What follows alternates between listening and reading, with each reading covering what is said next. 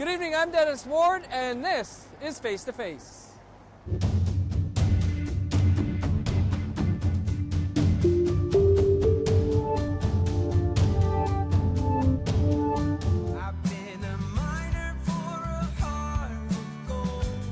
Our guest this week is singer-songwriter Adrian Sutherland.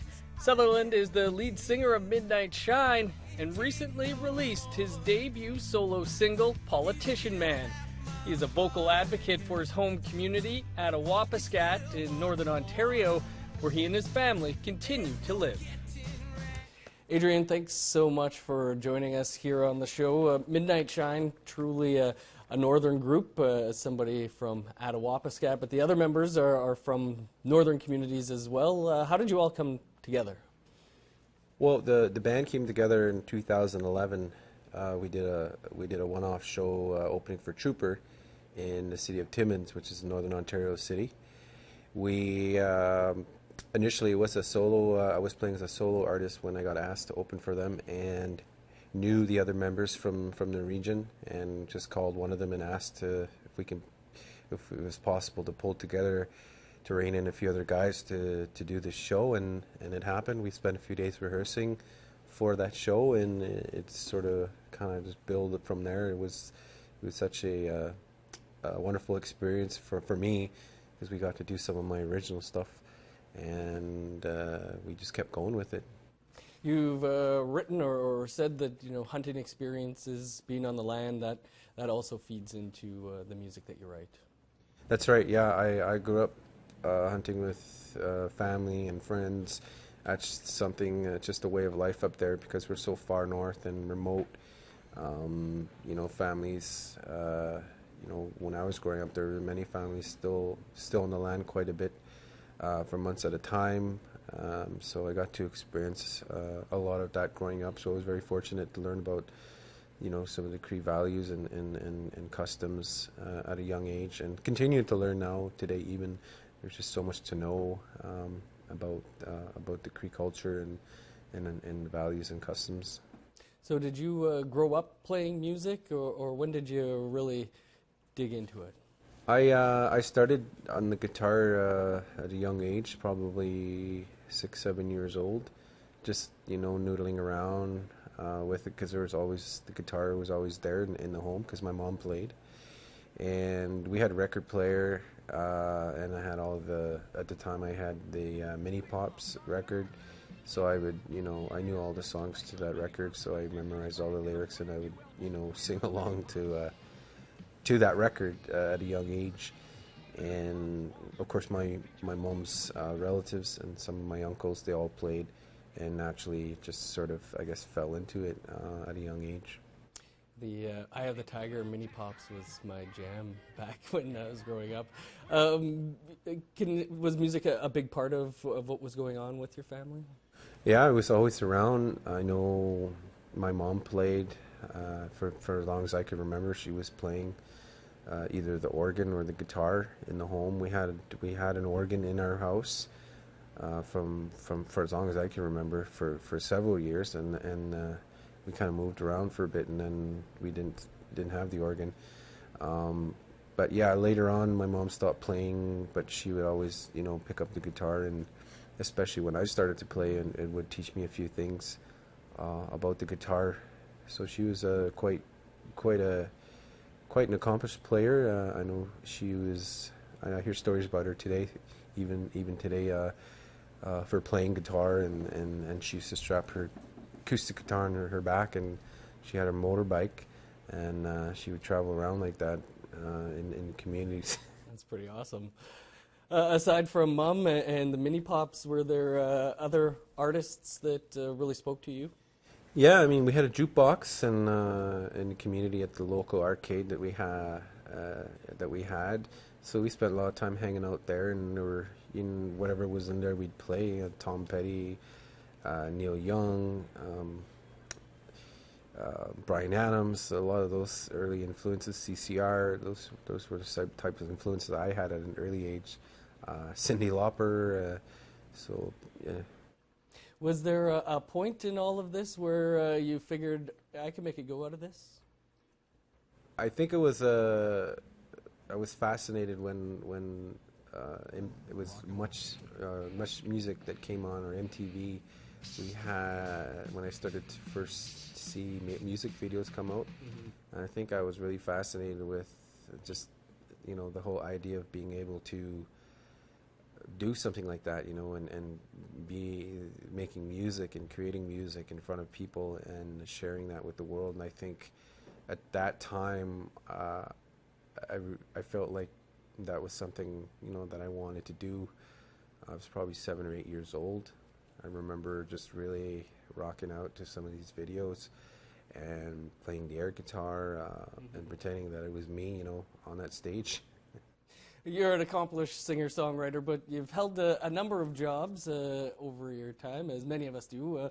You were a paramedic in Northern Ontario. What was that experience like for you? Well, it was good and bad. I spent 10 years in that career. I started in '98, and it ended actually longer than 10 years.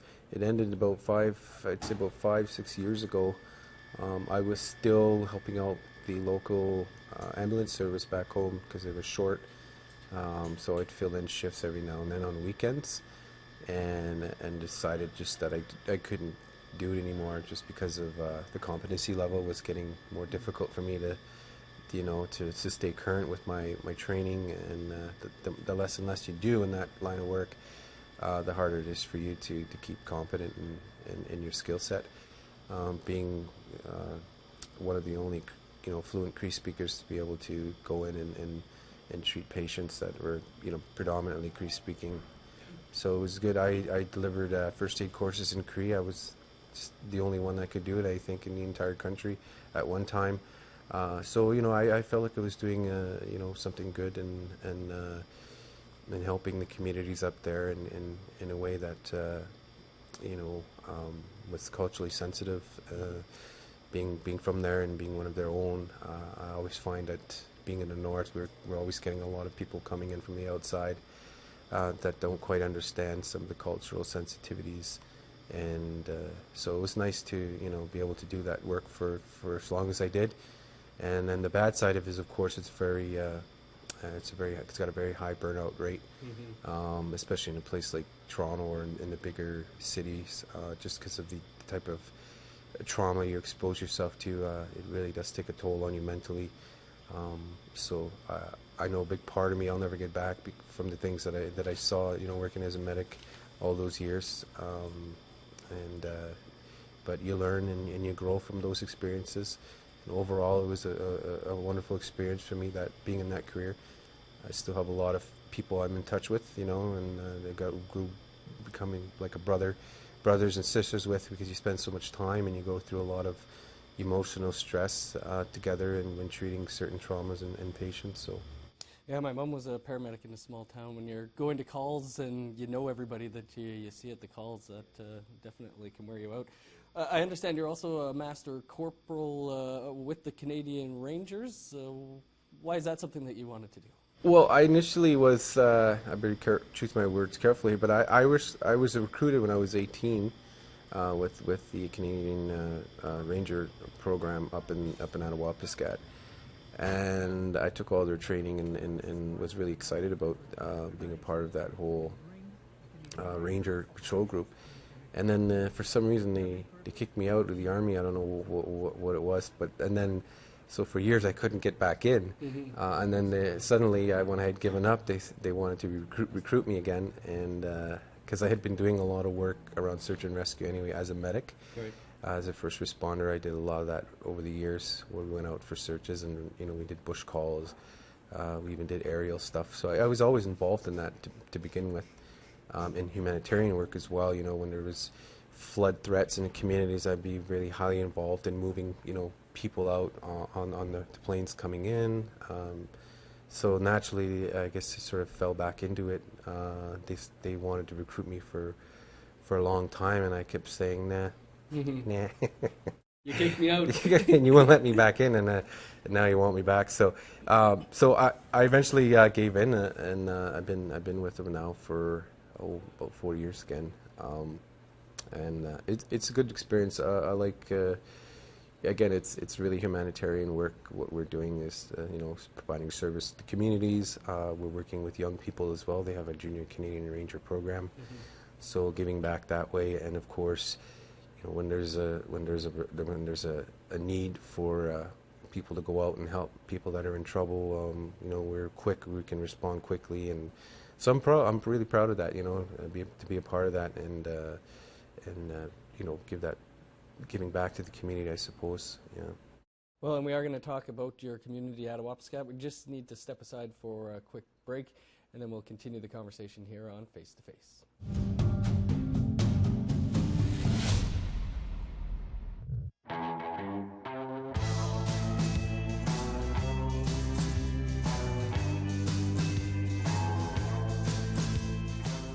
Welcome back to Face to Face. Our guest this week is singer-songwriter Adrian Sutherland, and you've recently, released a solo song, Politicsman. Maybe if you could tell us a bit about the meaning behind that song for you.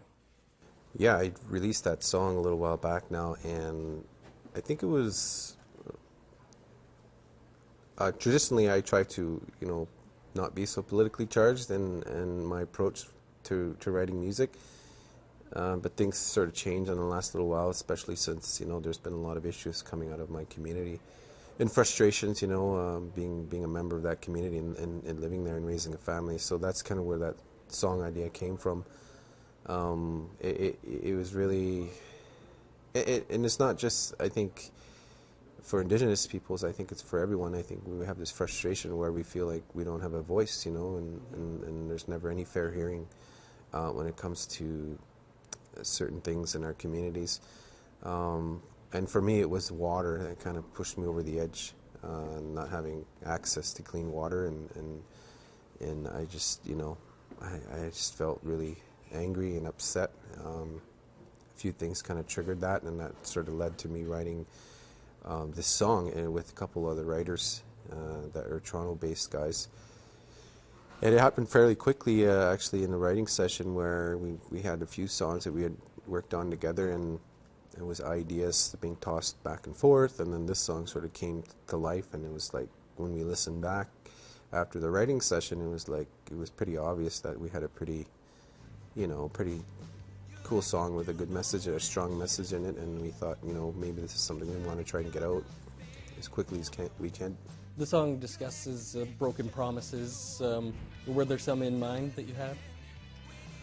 Well, water. If you look at, I always use Attawapiskat as an example, but there are many other communities that are far worse off than Attawapiskat, Indigenous communities in the north particularly, across this country. I know the north has been underserviced and underdeveloped for the last. I personally haven't seen a whole lot of change in the last 20 years. Up until recently, we're starting to see things like mobile cell service come into the north, which to me is a technology that is quite, it's been around forever, and why they haven't brought those things into the north to help improve lives of people, just I don't understand it.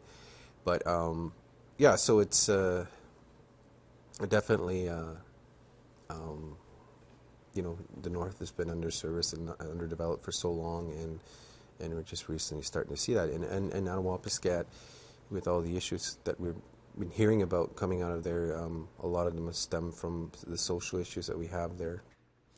When this was happening and Attawapiskat declared a state of emergency over the concerns with the water, you tweeted a photo of yourself wearing a mask that we'll show here. Were you surprised by the reaction that you got that?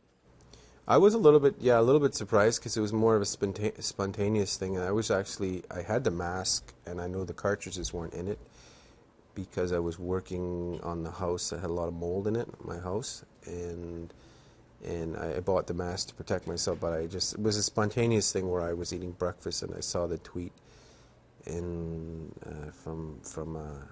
a minister about how clean Ottawa's drinking water was. And it just really bothered me, and so I went out and just got my daughter, "Here, take a picture of me." And she's like, "What's going on?" I walked in, she's like, "Why are you wearing a mask?" I said, just take a picture of me, and then so she took the picture, and I told her I was going to tweet about it, and so I did, and got a pretty big response from it. As you're mentioning, you're working on your house in Attawapiskat. You're still in the community. Many people have to leave their communities, whether it's to pursue their career. Why is it important for you to stay in Attawapiskat? Well, yeah, I know it's been really hard to launch a music career from there. It's so far away from everything else. There are no venues, or there's no recording studios or nothing, nearby. I don't even think there are many songwriters that I know of anyway in my community. Maybe a few that are kicking around.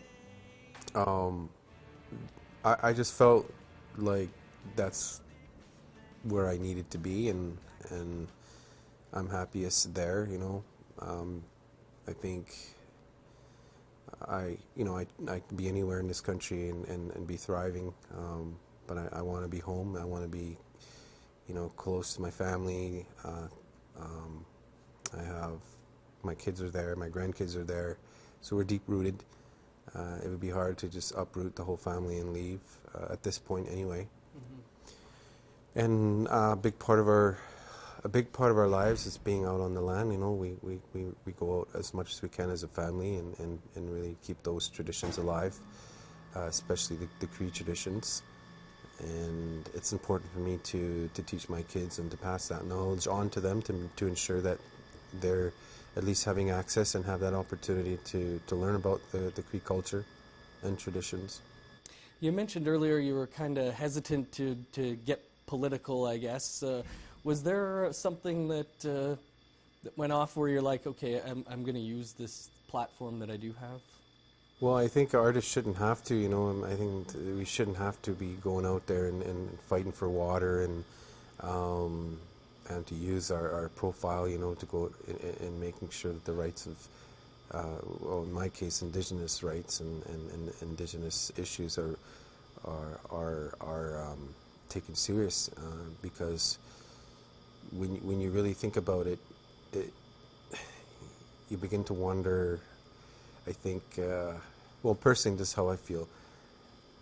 I really feel like nobody cares about us up there a lot of the times, because if they really did, this water problem would have been fixed years ago. Honestly, it would have been.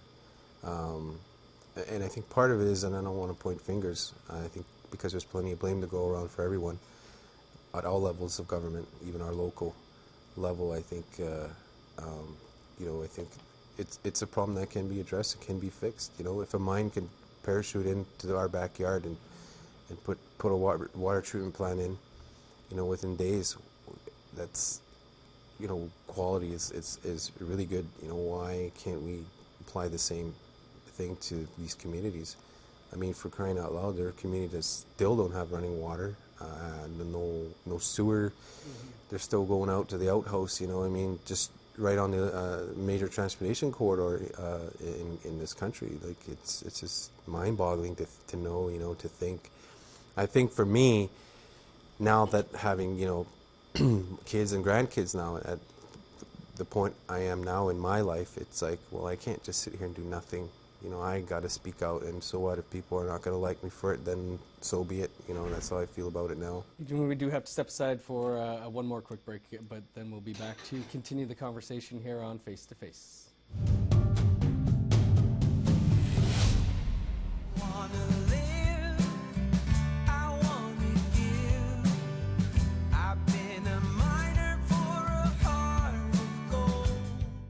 Welcome back to Face to Face. Our guest this week is singer-songwriter Adrian Sutherland. And another song that's done quite well for you guys is a cover of Neil Young's Heart of Gold that is in Cree, parts of it.